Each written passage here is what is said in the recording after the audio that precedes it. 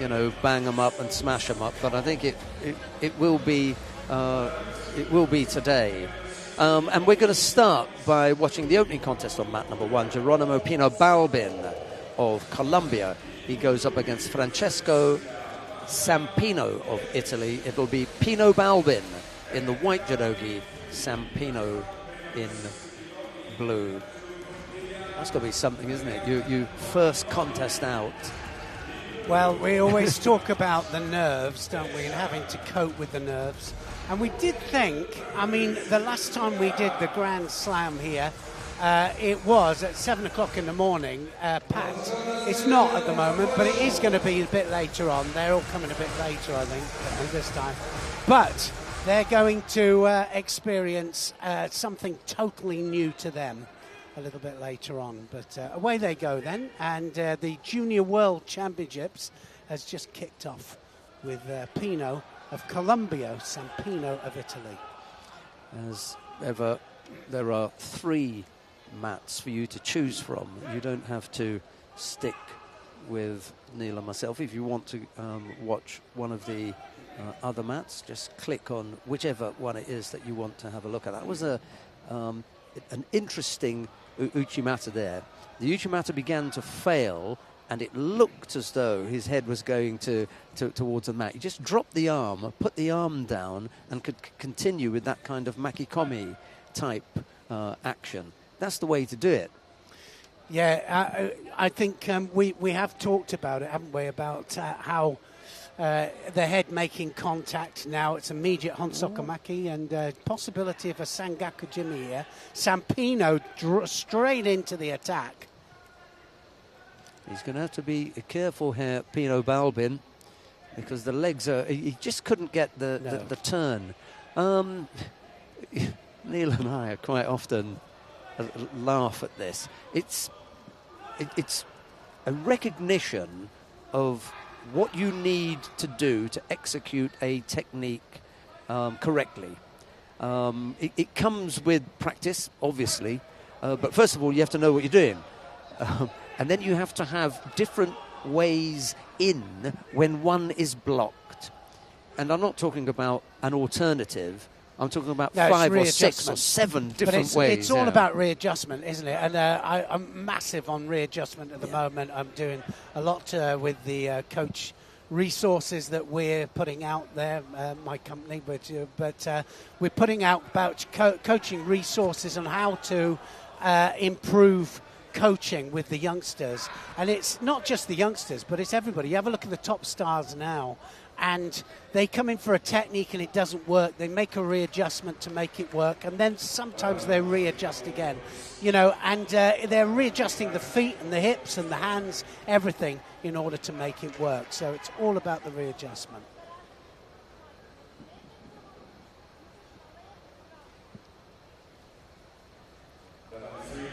So good start here by Sampino.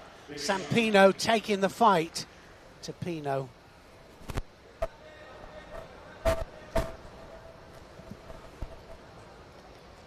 There's been a win down on mat 3 for Arshak Bekchian of Armenia. Just defeated Regan Mwandi Wali of Kenya. Baptism of fire I spoke about this morning has begun. No hiding place. This is how it happened.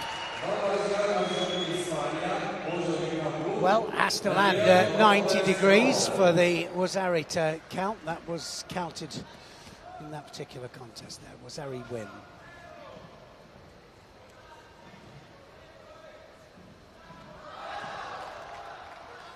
Almost directly in for the Juji from the Tomanagi then. Got to be a bit cautious about that. Yeah, just to finish off then, you can click on whichever of the mats you want to watch. If you have a particular athlete that you want to watch, you can find out when they're going to be on by clicking on contest order. Yeah, we're going to be switching back and forth. We're chasing the Ippons, and then we've got a Philip.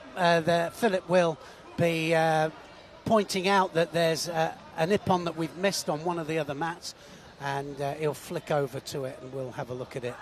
So hopefully we should catch all the Ippons as we go through. Yes, and for those of you who know Philip a little bit better, he's often referred to as Grebler. So. He had to get that out, didn't he? Had to get the nickname out there, Philip.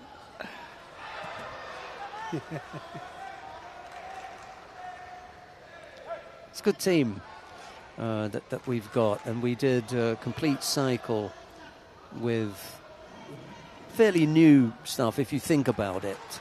I'm not sure when Philip came on and Bartek and a couple of the others, but we did a complete cycle all the way to Paris, and including Paris. I was really pleased to see some of the young guns, and to be honest, apart from our seats, you know, it's all young people, isn't it?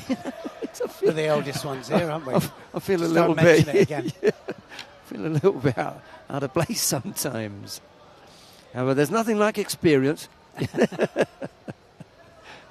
You know what they say, don't you? Age and treachery, better than youth and talent. That's not a bad little effort there from Pino Balbin. Yeah, I'm not sure. It was pretty close, wasn't it, there? There's 4 Shidos on the board here. Yeah, one of them, one more mistake here, and it's going to be cost at, penalties. And we don't want to see that. There's going to be discussions on the Shidos and application of Shidos, I think, a little bit later at the next Grand Slam tournament in Abu Dhabi. One or two things will be talked about. So 1 second left of proper 4 minutes, first 4 minutes, and now it goes on to the second part. Big Ippon just happened on mat number 3.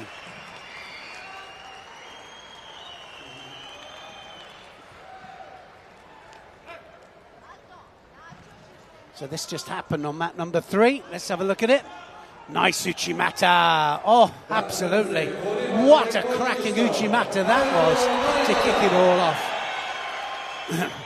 That was, that had looked a little bit like a certain Japanese fighter that does that rather well as well. Who was that? Just did that Uchimata. Let's have a look.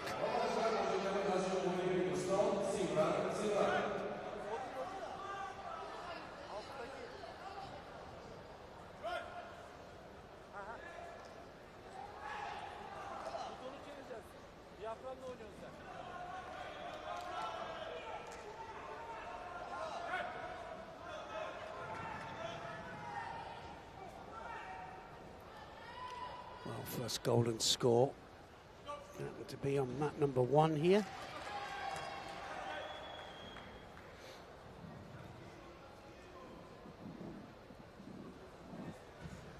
So all over, the Italian is out, and it's Pino Balbin of Colombia that gets the nod on a third Shido